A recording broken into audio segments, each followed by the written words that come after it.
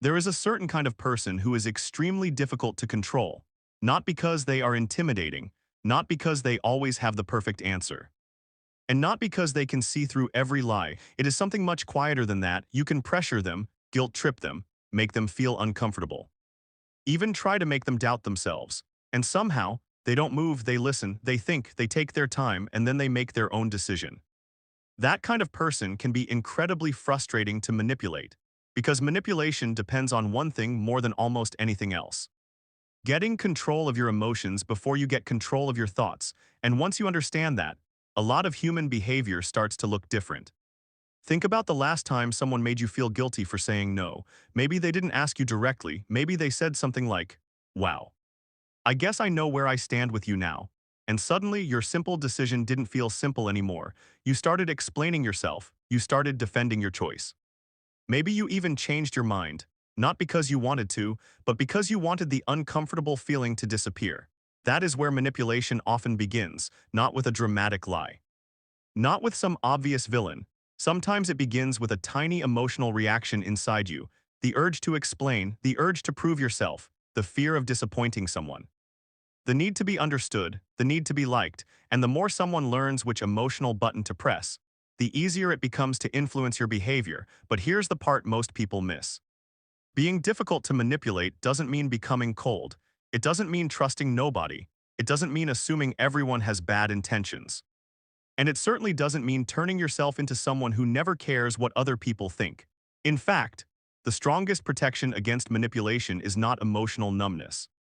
It's emotional awareness, because when you understand what you're feeling, you have a better chance of deciding what to do with that feeling, instead of automatically obeying it. Imagine someone sends you a message. "You've changed," 3 words, that's all, but suddenly your mind starts working. What did I do? Are they angry? Did I hurt them? Should I apologize? Should I explain? Should I call them? And before you even understand what happened, you're reacting. Now imagine responding differently. You read the message, you notice the discomfort. You don't immediately defend yourself. You don't rush to repair the relationship. You simply think, what exactly do they mean by that? That's a very small change, but psychologically, it's enormous, because you've created space between the emotion and the reaction, and manipulation needs that space to disappear. One of the easiest ways to influence another person is to create emotional urgency. Make them feel that they have to decide now, answer now, apologize now, prove themselves now, choose now. Explain themselves now. The less time you have to think, the more likely you are to react from emotion. That's why pressure can be so effective. A person might say, "If you really cared, you'd do it," or "If you trusted me, you wouldn't need time to think," or "Everyone else agrees with me," or "Fine. Do whatever you want." Notice what these statements have in common. They are not really addressing the decision itself. They're trying to change the emotional conditions surrounding the decision. Suddenly saying no means you're selfish. Taking time means you don't trust them. Disagreeing means you're against everyone. Setting a boundary means you're cruel. The actual question gets buried underneath an emotional story, and if you accept the story, you may surrender the decision without realizing it. This is why one of the most powerful habits you can develop is surprisingly simple. Learn to tolerate discomfort, because sometimes the person who can tolerate the most discomfort has the most freedom. You say no, someone becomes disappointed, you feel guilty, you don't immediately reverse your decision.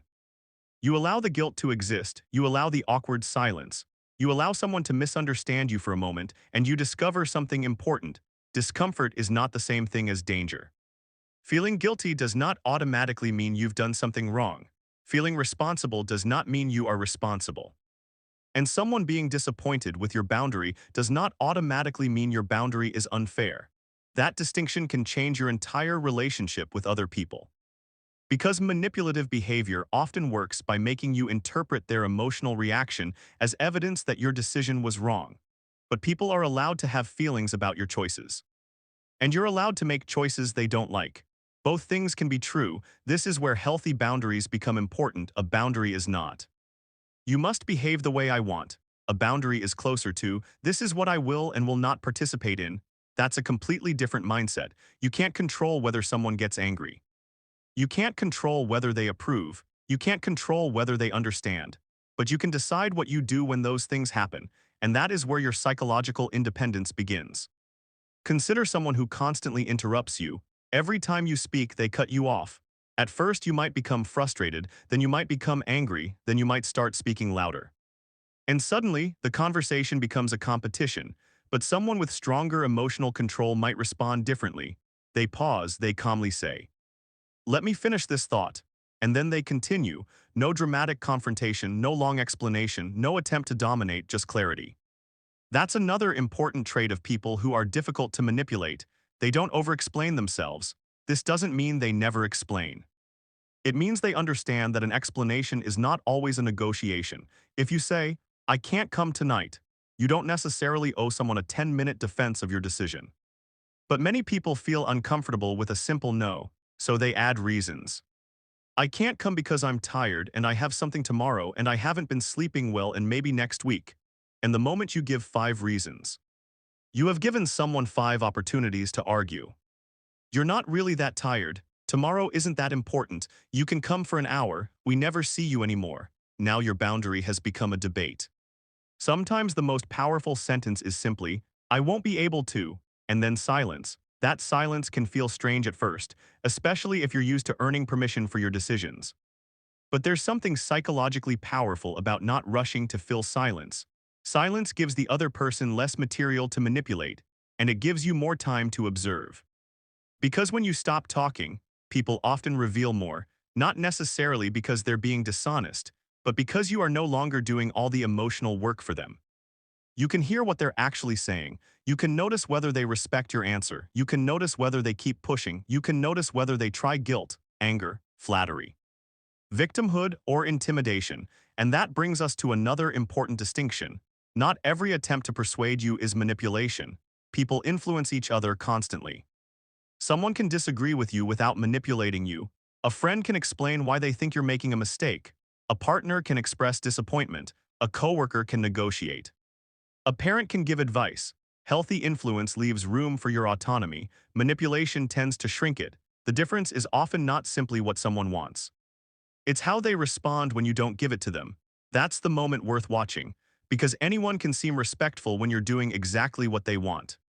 The real test comes when you say no. Do they accept it? Do they ask questions? Do they try to understand? Or does their personality suddenly change? Maybe they become cold.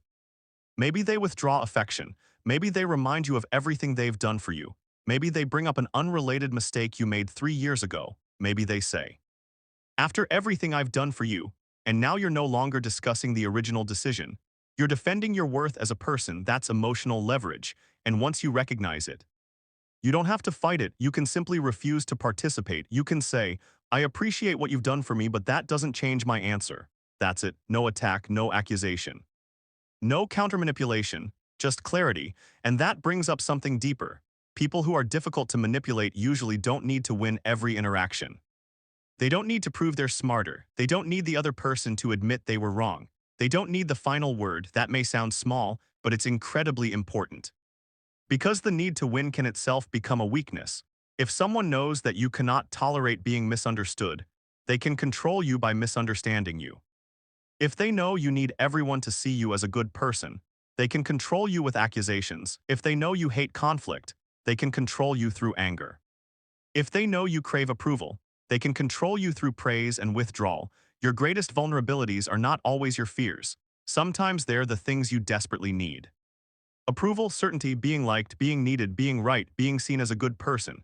And this is why self-awareness matters so much. Ask yourself, what emotion would make me abandon my own judgment? Maybe it's guilt, maybe it's fear, maybe it's loneliness, maybe it's rejection, maybe it's the feeling that someone is disappointed in you.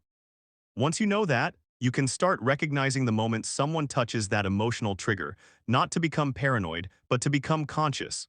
Because there's a huge difference between, "I feel guilty, therefore I should change my decision," and "I feel guilty, so I should understand why." That second response gives you your mind back, and sometimes the reason you're feeling guilty has nothing to do with wrongdoing. Maybe you're simply doing something unfamiliar. If you've spent years pleasing people, disappointing someone can feel like danger. Even when you're doing something completely reasonable, your nervous system may be reacting to the unfamiliarity of the situation. So you have to learn something that sounds almost backwards. You have to become comfortable with being uncomfortable, not because discomfort is good, but because you cannot build psychological freedom while constantly escaping uncomfortable emotions. Think about someone who has always avoided confrontation. They finally say, I don't like being spoken to that way. The other person gets angry. Immediately they panic. Maybe they apologize. Maybe they take it back. Maybe they say, sorry, I didn't mean it. The boundary disappears. Now imagine they stay calm. The other person is still angry, but they don't collapse. They don't attack. They don't run. They simply repeat, I'm willing to talk about this, but I'm not willing to be insulted. That is emotional stability, and emotional stability is difficult to manipulate. Not because you never feel anything, but because feeling something doesn't automatically control your behavior. There is another quality that makes a person especially difficult to manipulate. They are willing to change their mind. That might sound strange. You might think a strong person should stand their ground no matter what, but that's not strength, sometimes that's ego. A psychologically secure person can hear new information. They can say, you may be right. They can apologize when they're wrong. They can reconsider. They don't treat changing their mind as losing, and because they don't have to protect their ego at all costs, they become harder to manipulate. Think about it. If someone needs to always appear intelligent, you can manipulate them by challenging their intelligence. If they need to always appear strong, you can manipulate them by calling them weak. If they need to always be right, you can trap them in an argument, but if someone is comfortable saying, I don't know, I was wrong, I need time to think, I changed my mind, then many of those psychological hooks simply stop working. That's real confidence. Not the confidence of someone who always has an answer, but the confidence of someone who doesn't need to pretend. And this leads to another powerful idea. You don't need to understand someone's intentions in order to protect yourself from their behavior. This is something people often get stuck on. Did they mean to manipulate me? Are they doing it deliberately? Are they a bad person? Maybe, maybe not, but you don't always need to solve that mystery. If someone repeatedly pressures you after you've said no, the behavior matters. If someone repeatedly uses guilt to get their way, the pattern matters. If someone consistently ignores your boundaries, the effect matters. You don't need a psychological diagnosis of the person to make a decision about what you will tolerate. That's freedom. Because otherwise, you can spend hours trying to understand someone who has already shown you enough through their behavior. And there is another trap here. The trap of giving people unlimited benefit of the doubt. Being compassionate is good. Being naive is different. You can understand why someone behaves a certain way without accepting the behavior. Maybe they are insecure. Maybe they learned unhealthy communication from their family. Maybe they are afraid of losing control. Maybe they never learned how to express disappointment directly. Understanding can create compassion, but compassion does not require surrender. You can understand someone and still say no. You can forgive someone and still keep distance. You can love someone and still refuse to participate in unhealthy patterns. That's emotional maturity. And perhaps the most important shift is this: stop asking only, how do I stop people from manipulating me? Start asking, what makes me easy to manipulate? That question turns your attention inward. Maybe you respond too quickly. Maybe you hate disappointing people. Maybe you explain yourself too much. Maybe you confuse kindness with compliance. Maybe you believe every accusation deserves a defense. Maybe you feel responsible for other people's emotions. Maybe you don't trust your own judgment until someone else approves it. Those are not character flaws, they're patterns. And patterns can change. Start with something very simple. When someone asks you for something, don't automatically answer. You don't have to become distant. You don't have to act mysterious. Just create a little space. Let me think about it. I'll get back to you. I need some time. That tiny pause can completely change the quality of your decision because now you're choosing. Instead of reacting, and when someone tries to make you feel guilty, don't immediately fight the guilt. Observe it. Ask, what exactly am I feeling? Why am I feeling it? Did I actually do something wrong, or am I simply uncomfortable because someone is unhappy with my decision?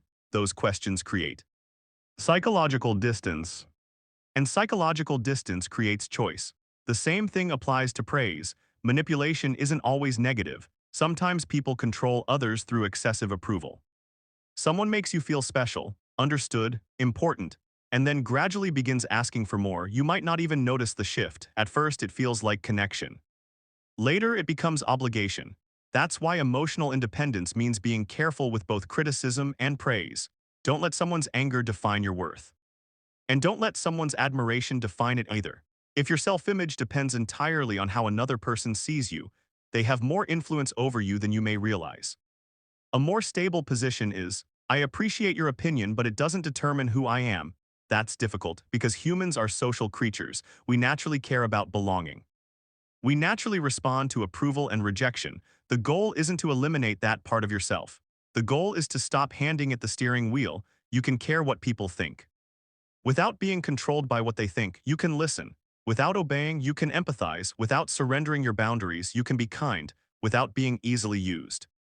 You can be open-minded, without being easily convinced, and you can love people, without allowing them to make every decision for you. That balance is what makes psychological strength so interesting. It's not loud, it doesn't always look impressive from the outside. Sometimes it looks like someone sitting quietly while another person tries to provoke them. Sometimes it looks like not answering a message immediately. Sometimes it looks like saying no without writing an entire paragraph afterward. Sometimes it looks like admitting, I don't know. Sometimes it looks like walking away from an argument you could probably win, and sometimes it looks like disappointing someone you genuinely care about. Because saying yes would mean betraying yourself. That can hurt, but there is a difference between hurting someone's feelings and harming them. There is a difference between being selfish and having boundaries. There is a difference between being cold and being emotionally steady. And there is a difference between being impossible to manipulate and being impossible to reach. You don't want to become the second one because the goal isn't to build a wall around yourself. The goal is to build a door and become the person who decides when it opens. That's the deeper psychology behind emotional independence. You don't stop other people from having influence. You simply become more intentional about what influence you accept. And perhaps the greatest sign that you're becoming harder to manipulate is that you no longer feel the desperate need to prove it. You don't announce your boundaries. You don't threaten people with them. You don't constantly tell everyone that you can't be controlled. You just become calmer. You take your time. You notice patterns. You listen carefully. You trust yourself enough to pause, and when something doesn't feel right, you don't immediately dismiss that feeling. You investigate it. Because intuition isn't always a magical ability to read people. Sometimes it's simply your brain noticing patterns that your conscious mind hasn't fully explained yet. So pay attention. Not with paranoia, with curiosity. Ask yourself what is actually happening, what was said, what changed, what am I feeling, what is being asked of me, what happens if I say no, and most importantly, am I making this decision because I genuinely want to, or am I making it because I am afraid of what will happen if I don't? That question can reveal a lot. Because sometimes the person controlling you isn't the person standing in front of you. Sometimes it's the fear inside you, fear of rejection, fear of conflict, fear of being disliked. Fear of being alone, fear of being misunderstood, and when you begin facing those fears, other people's ability to control you naturally becomes smaller. You don't need everyone to understand you. You don't need everyone to approve of you. You don't need everyone to agree with you. And you don't need to win every conversation. You only need enough trust in yourself to pause, think, and choose. That's what makes someone difficult to manipulate. Not suspicion, not aggression, not emotional distance. Self-trust, because when you trust yourself, you don't have to react to every emotional signal someone sends you. You can hear criticism without immediately collapsing. You can hear praise without becoming dependent on it. You can hear disappointment without assuming you've done something wrong. You can hear pressure and simply say, no. And sometimes that one word is enough. No explanation, no argument. No anger, just a decision. And if someone becomes upset because you made a decision they don't control, that reaction belongs to them. You can care about it. You can understand it. But you don't have to surrender yourself to it. If this made you look at your own relationships, reactions, and boundaries a little differently, then that's exactly the kind of deeper conversation we explore here at NEXMIND Core. Because the more you understand your own mind, the less power other people have to operate it for you, and maybe that's the real goal. Not becoming impossible to manipulate because you stop trusting people, but becoming so grounded in yourself that trust becomes a choice rather than a weakness. You still care, you still love. You still listen, you still change when you're wrong, you still allow people to matter. But you no longer abandon yourself just to keep someone else comfortable. And perhaps that is the quietest form of freedom, knowing that someone can be disappointed in you, and you can still be okay. Someone can misunderstand you, and you can still be okay. Someone can walk away, and you can still be okay. Someone can pressure you, and you can still pause, because at the end of the day, the strongest person in the room isn't always the person controlling the conversation. Sometimes, it's the person who doesn't need to control anyone, because they have finally learned how to remain in control of themselves.